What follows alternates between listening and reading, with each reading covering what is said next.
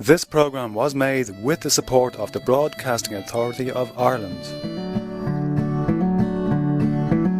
With pedals turning, the miles are burning, revealing landscapes so awe-inspiring. From the crashing ocean to the mountains climbing, Ireland is there for you and me. Clare is a beautiful county. County Clare has a lot to offer, of course, over other counties even. Like, there's a diversity in County Clare that's, I don't know where else you will go to surpass it. The cliffs of Moher, the famed cliffs of Moher. It's really on the edge of the world. There's a slight edge of danger as you walk along. Cliffs of Moher were great. It's a really iconic image of Ireland and Irishness. Cliffs of Moher, and we just wanted to see it. The cliffs themselves are spectacular. They're about 8 kilometres long. They're over 200 metres high. It's absolutely stunning, and it's such an honour to be here to observe it. They're one of the most important areas in Ireland for seabird colonies also, so we get a lot of bird watchers. They're spectacular, aren't they? They're awesome.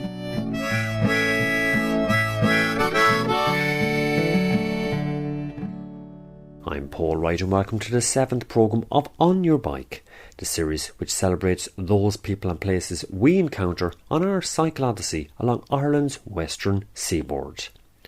In our last programme we cycled from Kilrushtown northwards along the County Clare coast, eventually reaching the famed Cliffs of Moher. Well, here's what happened next. My name is Phoebe. I'm working here at the Cliffs of Moher Visitor Experience Centre on the west coast of County Clare. We're the third most visited tourist attraction in Ireland, actually, after Dublin Zoo and the famous Guinness Storehouse. Of course, there's no beating them. And we're here, we're open 3.5 years now.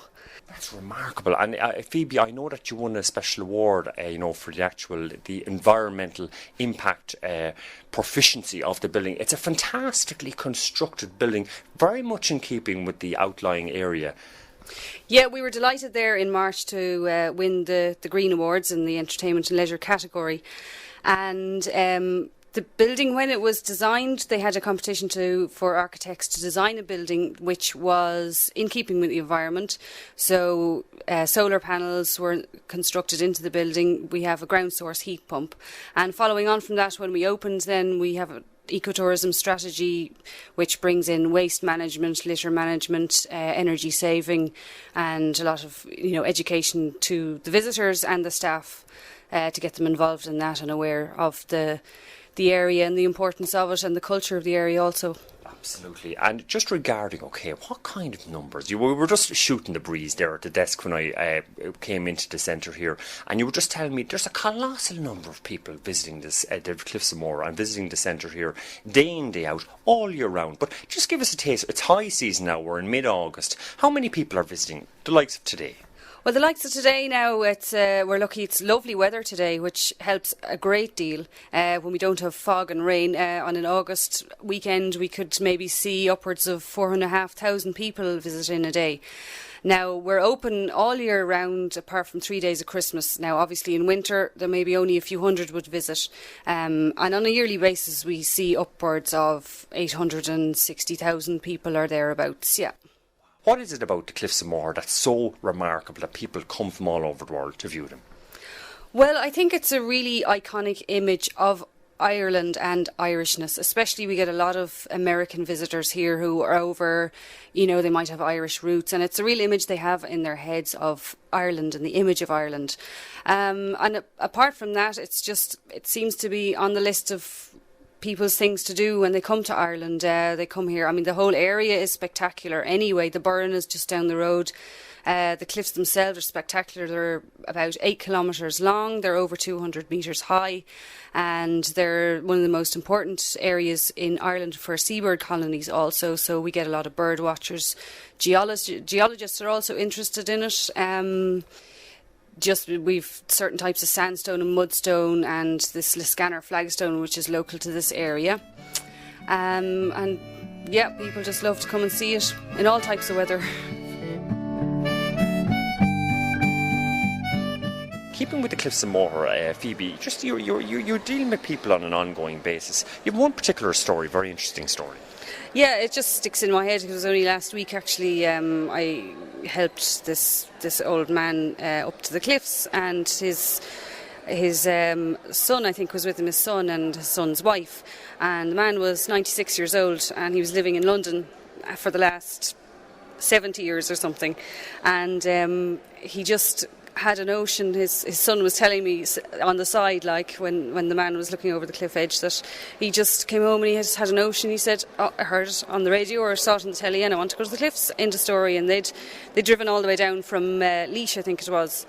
And they'd driven all the way just because he wanted to see the cliffs, and that was it. And he was delighted with himself. He was, oh, this is great, this is lovely. He was absolutely loving it now, and it's great that somebody of that age could, you know, that he really wanted to come, and he saw it, and he was really happy. 96 years of age. Yeah. And have you ever seen them before? Never seen them before. He'd Wow. never been. And he'd lived in Ireland all his life. No, he'd lived in London. Yeah, he still lives in London on his own, but he comes down home to visit his family. But this time he came home, he just said, oh, I'd like to see the cliffs more. I'd never seen them. Near Ennistimon we'll stand on high cliffs, those proud and majestic cliffs of Moher. Talking with a good man here now. I'm just on my way up to the Cliffs of Moher. I've come from the centre there, the Interpretative Centre. I was interviewing Phoebe. And first of all, would you like to introduce yourself to our listeners, please? Hello, my name is Tony O'Leary, and I'm originally from Kilmuckridge in County Wexford, and I've been coming here to Clare since 1977. I moved over here permanently in 1989. Now, first of all, I started busking at the cliff for a number of years. Then I done 10 years trading. I'm back busking again now with a busking licence. And just Tony, just regarding busk, I mean, you're playing the whistle there now, and fantastic playing as well. You caught my ear as I was ascending up to the cliffs here. And what's the best part about busking here now in this fantastic, remarkable locale? Well, it's just you're out in the open countryside with a beautiful sight, and there's a sense of freedom about it. Whereas I've always found myself a bit claustrophobic, say, playing in a crowded city or town. It's just come and go as you feel. You're your own boss, no one telling you when to go, when to come, and it's just an easygoing life. Sounds like living the dream, man, living the dream. I'm with you all the way, absolutely. I can understand that, we're on the same vibe. And look at Tony, do you want to play us another tune there now, just to liven up our lives, whatever, you know, and give our listeners a taste of real whistle magic? Yes, I'll play this tune that was composed in 2009. This tune now is in honour of a woman that died in Lisdoonvarna, and it was composed by a Dublin flute player that lives up there called Peter O'Reilly.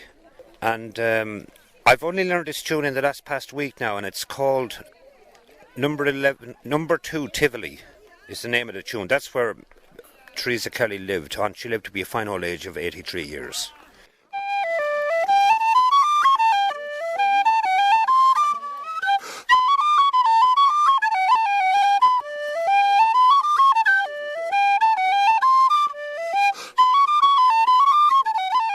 Talking with a good woman here now. We're beside O'Brien's Tower in the Cliffs of Moher. There's cameras looking on and everything. Do you want to introduce yourself to our listeners, please? Absolutely. My name's Danielle McBurnett. I'm the Arizona Rose in this year's Rose of Tralee Festival. Danielle, is it Phoenix you're from, am I right? Yes, I am from Phoenix. And Danielle, you're visiting the cliffs here now. Just what's it like visiting the cliffs here today now? What's the thrill for yourself? It's absolutely stunning, and it's such an honour to be here to observe it. And in fact, the Cliffs of Moher, in their bid for the new 7 Wonders of the World, they asked me to be a joint ambassador coming from Arizona, because the Grand Canyon is actually in the bid for the new 7 Wonders as well. So oh God, you're letting down your country there now. No, not at all. It's such an honour to be representing both of them today, and to be here to observe the Cliffs of Moher for myself. It's just an absolute pleasure, and I'm delighted to be here.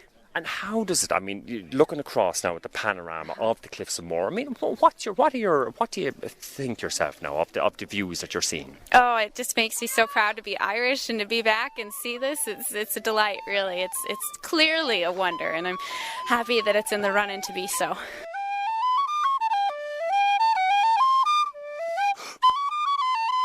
Danielle, you're representing Arizona in the Rose of Tree, the forthcoming festival coming up down in the Kingdom. And what's it like being a Rose now, representing a fantastic state such as Arizona? Right.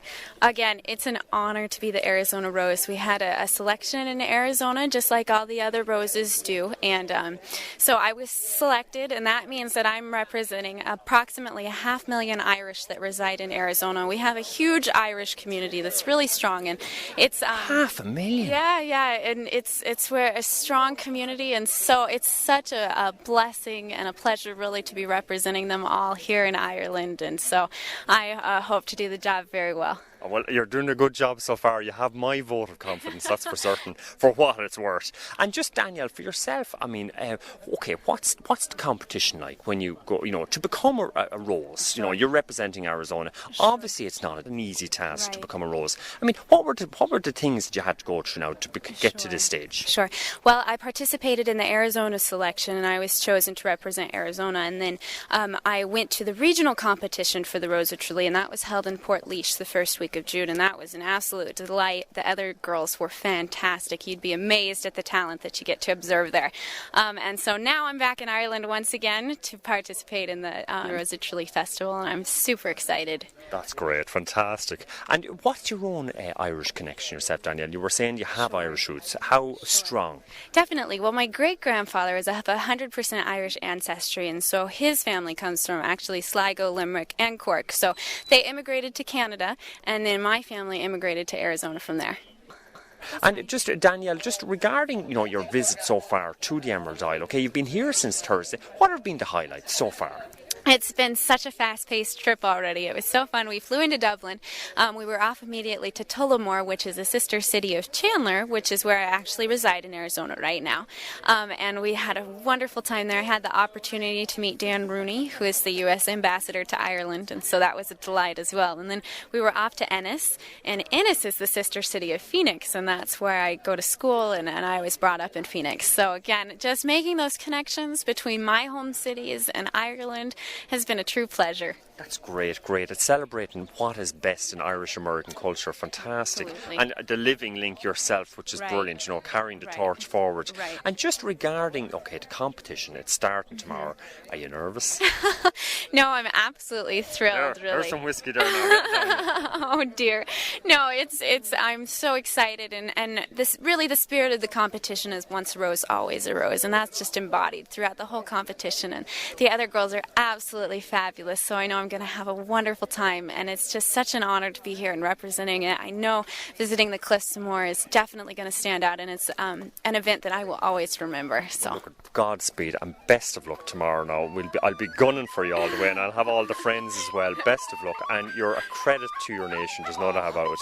I appreciate that greatly. Thank you. Shirashin. Okay, I'm Matty Shannon, living here in Doolin, County Clare, and I own the Rainbow Hostel, and we've been running it, my wife and myself, my family, with the last 24 years. And the music you hear in the background is 3 Australian girls that came today, and they brought their music with them. And of course, Doolin being the mecca area for traditional music, it's good to have a small bit of Australian music around too. That's fantastic. Matty, I was here in your hostel a few years ago, and there was guys from Israel who had come all the way from Tel Aviv, and they were playing their music or practicing in the hostel before they went on down. It's a real mecca for music, isn't it, Doolin? And even just people just waylaying in your hostel before they get down to the hot spot, so to speak. It is, all right. Often we have musicians who travel through with their instruments, and they would play in the hostel or play in the pubs. And the local musicians here are very accommodating to people, and they like to have other people playing with them and to maybe gain a few notes from the local tradition as well. And what is it about Doolin, Matty, that has made a mecca, an international mecca for Irish traditional music? Well, I suppose Doolin here, right on the extreme west coast, it was an isolated area, and if we ever had an industrial revolution, we had it in the late 60s, maybe in Ireland, if we ever had it. And you had people travelling from the cities coming to areas like Doolin where the tradition was still, it was in the 20s and 30s and 40s, the dancing, the music and the storytelling in the houses and the pubs. And it kind of went into the pubs. And the people from the city started visiting the area, and they saw this other side of their tradition as to what they would have had themselves. And that started Doolin off. And then the local people kind of saw that there was an attraction in it, and it built their spirits. And of course they got better and better, and the stories got better, and they learned the whatever they needed to tell the people what they wanted to hear. And of course that's where tradition comes from. And the an economic focus there as well, or a small economic angle, and obviously necessity is the mama of invention. That's right. And then of course now what keeps Doolin going is you have the Aran Islands. The ferries go from Doolin about 20 times each day. You have the Cliffs of Moher up the road just. You have the Burrent area here. And then you have the accommodation and the music and the pubs every night. So when you put the whole thing together, you have a great package. It's unbelievable. I mean, it's a real gateway to the magic of West County Clare. It is, and thankfully it's not overbuilt yet. We had people from Odyssey who came there a couple of years ago, and I was involved in the community centre, and they were inquiring about using the centre for to bring groups of people from Odyssey that would come here for workshops over the summer. And we were driving around looking at Doolin. He said it's very sympathetic to nature, something you would never think of yourself, but when it's said to you, you can realise it. You can see there's 3 or 4 fields outside it, then there's a house, 2 or 3 fields again, another house, and it's a countryside and it's a village and it's a small town at the same time. And hopefully it'll never lose that kind of countryside feel, because I think in many ways that's what the magic of Doolin is about. You know, once you go into the veer towards a metropolis, scenario, it could be the doomsday. That's it. Luckily enough, we fought off the investors there about 5 or 6 years ago, and thankfully it's worked out for us. Fair play to the local people. They fought it, and we stopped the investor coming in here taking over our community.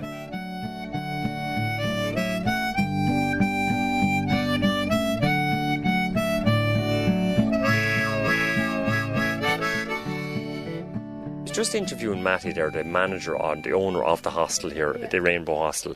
And I'm talking with a few good people here now, and they're from all parts of the world, but they're fantastically great at making music. Do you want to introduce yourself to our listeners, please?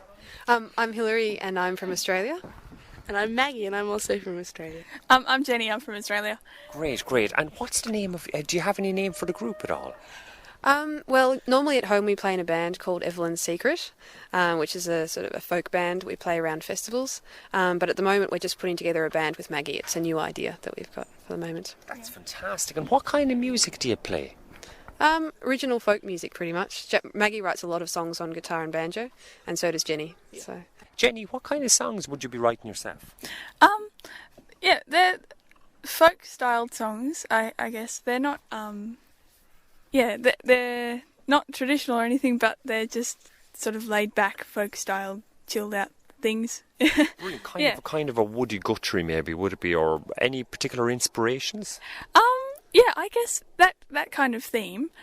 Sort of think Joni Mitchell sort of thing. Yeah, she's a good influence. Yeah. a lot of Jenny's songs are based on sort of political statements and protests that she, things that she doesn't like, and things that inspire her, like the people around her and that sort of thing. Yeah, that's fantastic. And that kind of goes in there's a strong tradition, I know, in the Irish folklore and ballad making of the the political ballad. And Jenny, what kind of stuff now would you be touching on in your ballads? Well, the most recent one is actually an environmental song. And it was written because back in Australia we have these beautiful old forests which are currently being logged, and it made me very cross, and I love those areas, and so I wrote a song against the logging of that area and all sorts of bad environmental practices in Australia. So look, we have Jenny here now. Jenny, what's the name of this song? It's called 11 cents a tonne, and that's because at the time I wrote it, that was the price that they were selling the wood chips of these forests for. So, yeah. Fire ahead there, Jenny, fire ahead.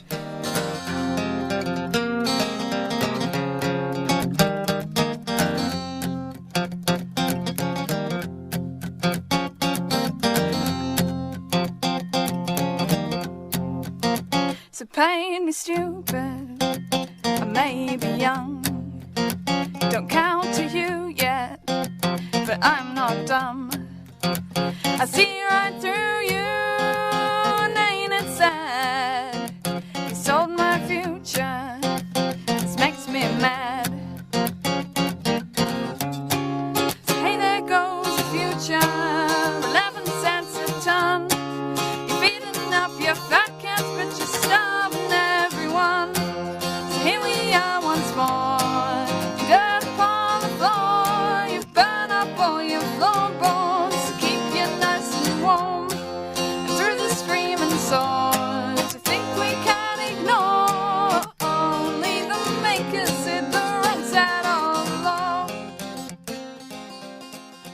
What makes a good song, Jenny?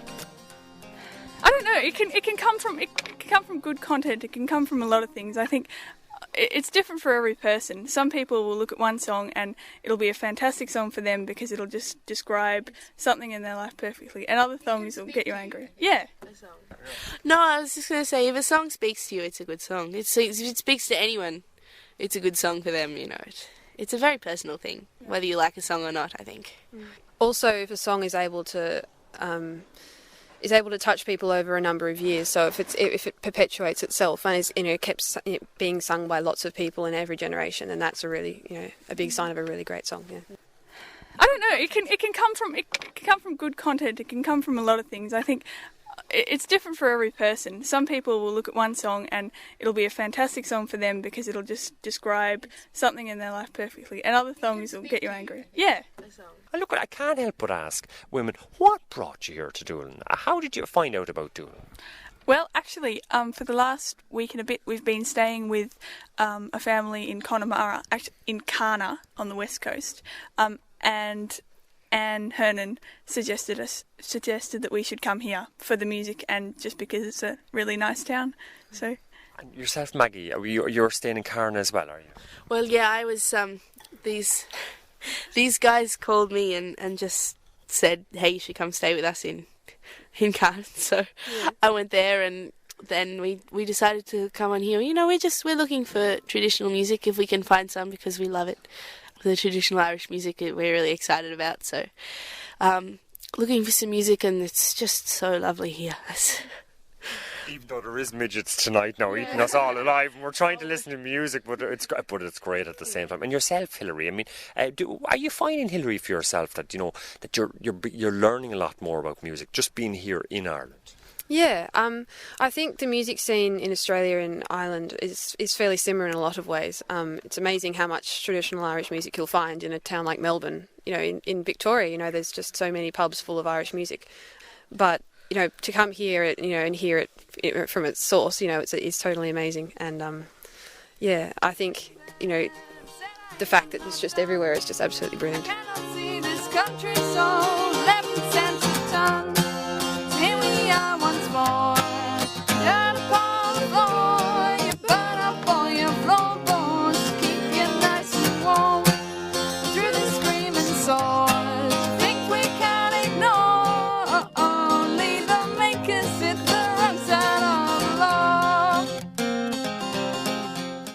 Hilary, you were just saying that you've had a good few adventures now since you've been here in Ireland for the last 2 weeks or so.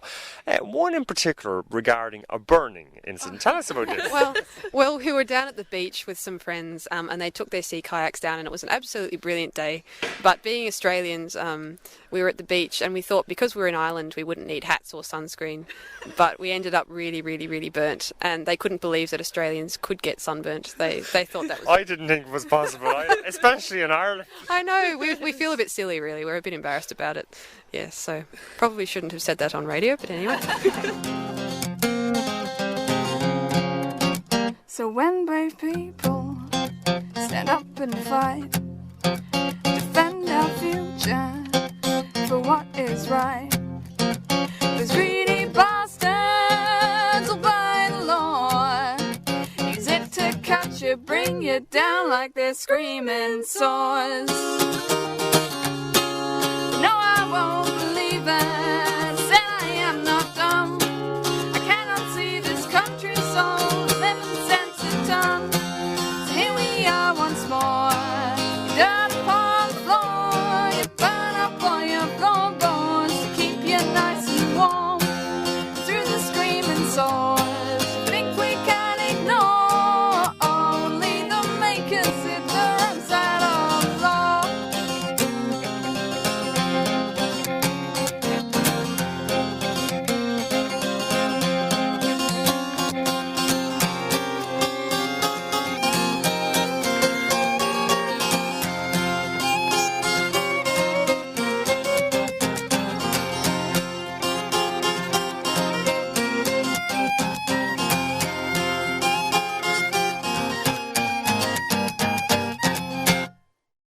Hi, my name is Corinna, and I'm from Germany with my friend Francesca. Hello, I'm Francesca.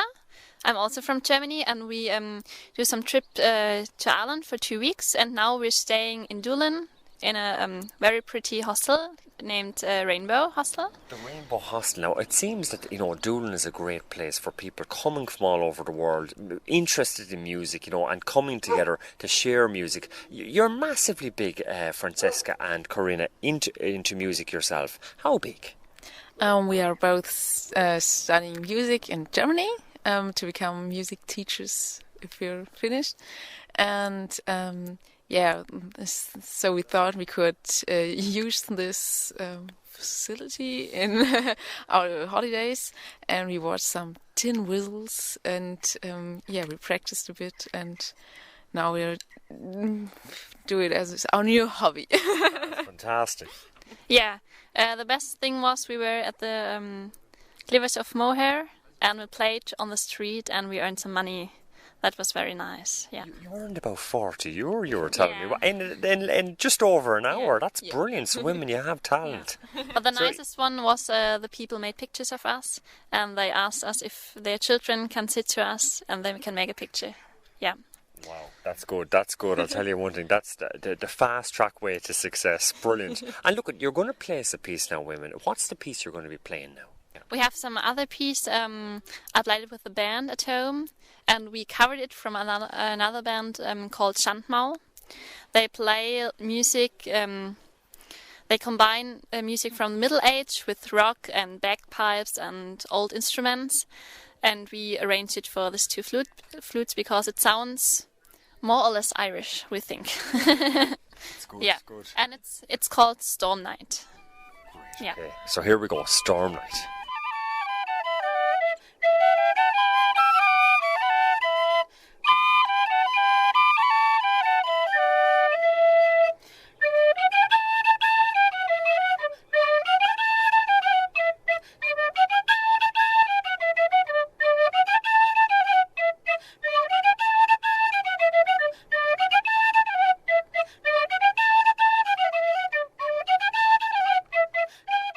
This programme was made with the support of the Broadcasting Authority of Ireland.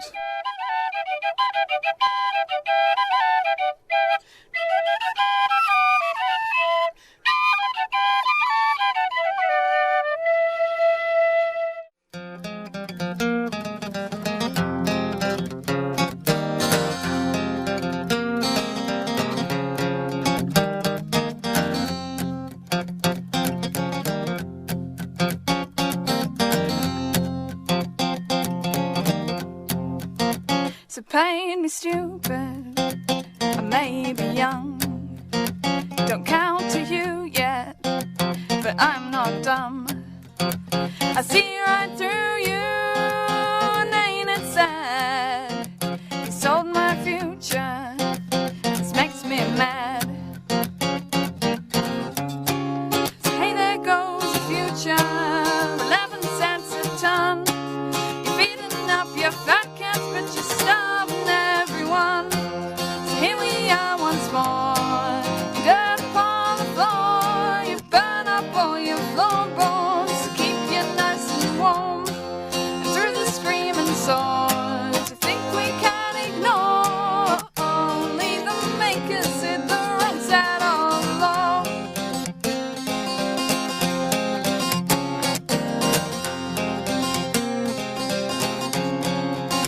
So shield your eyes now, 'cause the sun it burns, and they'll steal your forest while your backs are turned. But smoke is swirling and it burns my eyes, just as your tongues burn with blatant lies. So no, I don't believe it, said I am not dumb. I cannot see this country sold 11 cents a ton. So here we are once more, dirt upon the floor. You burn up all your floorboards to keep you nice and warm.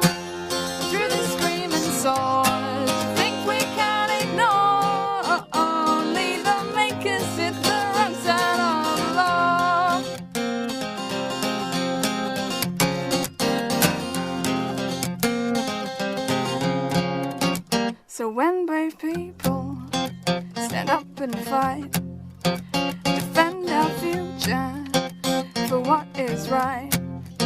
Those greedy bastards will buy the law, use it to cut you, bring you down like they're screaming swords. No, I won't believe it.